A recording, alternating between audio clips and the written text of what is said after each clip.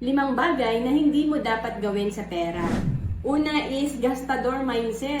Madalas kapag tayo ay kumita, iniisip agad natin saan ba natin ito gagastusin. Galit na galit tayong ubusin talaga tong pera natin. Kaya madalas, nababaon tayo sa utang dahil wala tayong extra fund or savings or tinatawag na emergency fund. And pangalawa, no leverage. Hindi natin alam na pwede pala tayong mag-save at matutong mag-invest para meron tayong kitain mula sa mga top corporations. Dahil pwede tayong mag-invest sa mga malalaking kumpanya na to through investment. And of course, pangatlo, opportunity cost.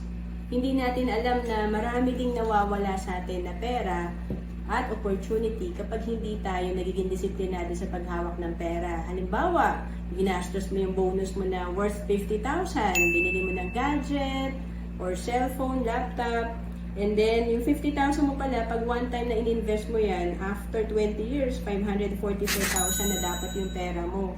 Pero ilan ba ang nagtrabaho ng for 20 years, 30 years, wala talaga kahit 100,000.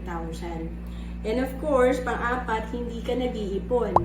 Dahil nga hindi natin naintindihan tong kahalagahan ng savings and investment, talagang hindi natin sinisimulan at hindi natin ginagawa. Pang-lima, wala kang long-term goal.